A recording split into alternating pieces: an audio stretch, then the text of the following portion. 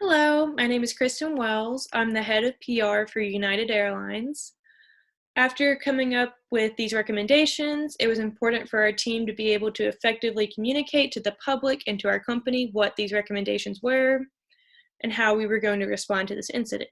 So we were able to do this through some written documents. I'm here to describe the purpose and the content of each one.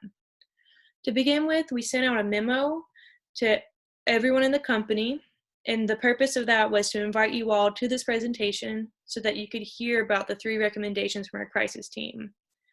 I know that many of you, such as include ourselves on this team, were shocked to hear about the incident that took place.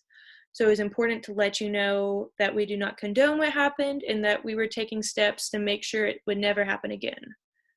According to business.com, an effective crisis communication tip is to have a plan in place and to make everyone in the company aware of it so that they are more prepared, aware, and can be more calm when dealing with a crisis. So we wanted everyone to be involved and to have the opportunity to hear about our next steps as a company.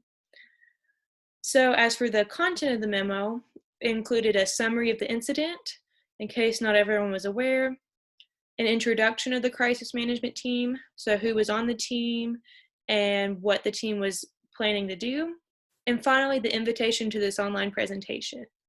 It's important to make sure that everyone knew where and how they could get more info about how United was going to move forward from this.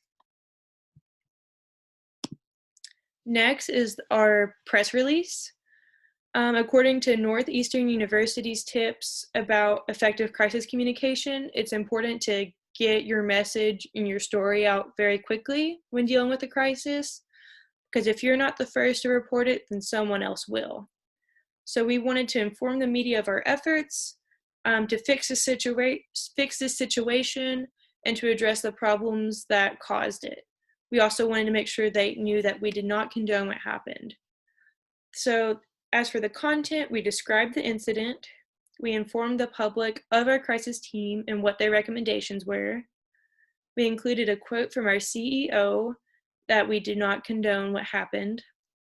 We briefly mentioned our history so that the public would know that we are dedicated to providing the same service we've provided all of these years. And then finally, we ended the press release by how to contact us and stay informed by providing a link to the news hub of our website. It's important to make sure that everyone knows how they can stay involved because we need to be held accountable to the public so that they know that we're changing and so that they will feel comfortable coming back to United. Finally, the last business document was an email. The purpose of this email, it was an email to our supervisor to update him on our team's progress. It's important to keep him in the loop to know that we were doing everything we could to come up with these recommendations and implement them as soon as possible.